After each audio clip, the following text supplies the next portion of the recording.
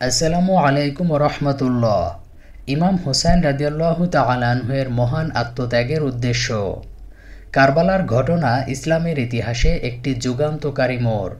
৬১ হিজরির ১০ মুহররমে ইমাম হুসাইন ইবনে আলী রাদিয়াল্লাহু তাআলা আনহু-এর শাহাদাত কেবল একটি ঐতিহাসিক ঘটনা নয়, বরং ইসলামের মৌলিক মূল্যবোধের জন্য সংগ্রামের এক জীবন্ত দলিল।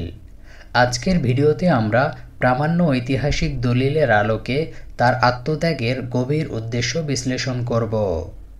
ঐতিহাসিক পটভূমি: ইয়াজিদ ইবনে মুয়াবিয়ার সিংহাসন আরোহণ ইসলামী খেলাফতের প্রকৃতিকে বিকৃত করেছিল। ইমাম হুসাইন রাদিয়াল্লাহু তাআলা আনহু এই অবস্থার বিরুদ্ধে রুখে দাঁড়ানোর সিদ্ধান্ত নেন।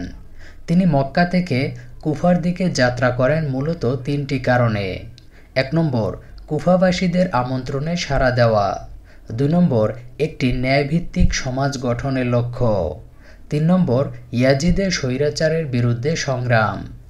ইয়াজিদের লোকেরা বলেছিল, হোসাইনকে আমাদের আনুগত্য করতে হবে, নতুবা আমরা তাকে হত্যা করব।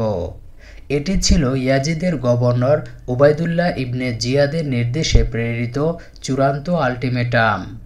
ইমাম হুসাইন রাদিয়াল্লাহু তাআলা আনহু-এর এই আনুগত্য প্রত্যাখ্যানই পরবর্তীতে শাহাদাতের দিকে পরিচালিত করে। সাহাবায়ে কেরামের আশঙ্কা ও পরামর্শ: হযরত আবদুল্লাহ ইবনে ওমর রাদিয়াল্লাহু তাআলা আনহু-এর সতর্কতা। তিনি ইমাম হুসাইন রাদিয়াল্লাহু তাআলা আনহুকে বলেছিলেন, আমি তোমাকে আল্লাহর নামে স্মরণ করিয়ে দিচ্ছি, নিশ্চয়ই তুমি শাহাদাত বরণ করবে। এই ভবিষ্যদ্বাণীর পেছনে ছিল কুফাবাসীদের বিশ্বাসঘাতকতার ইতিহাস এবং ইয়াজিদের সৈন্যবাহিনীর সংখ্যাধিক্য।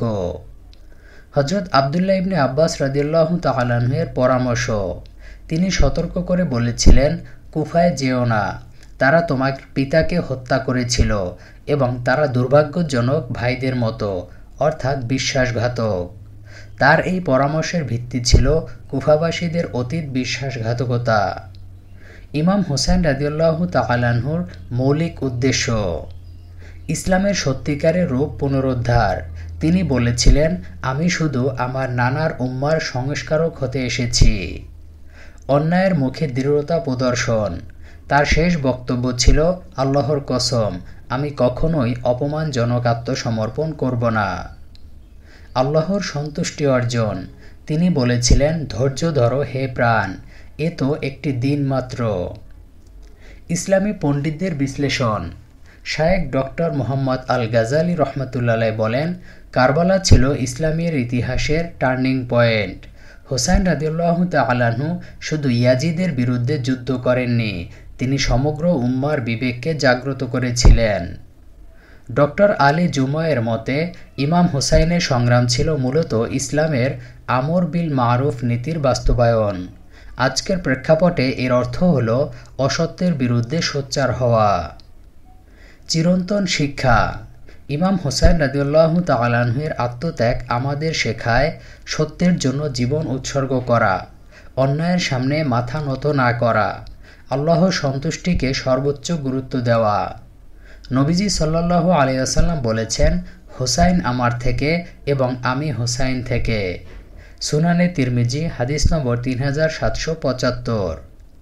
শেষ কথা হলো, ইমাম হুসাইন রাদিয়াল্লাহু তাআলা আনহু-এর আত্মত্যাগ ছিল ইসলামের সত্যিকারের চেতনা পুনরুদ্ধারের এক মহান সংগ্রাম। ডক্টর ইসমাইল আল ফারুকির ভাষায়, কারবালা প্রতিটি মুসলিমকে প্রশ্ন করে, তুমি কি সত্যের জন্য হুসাইনের মতো দাঁড়াতে প্রস্তুত?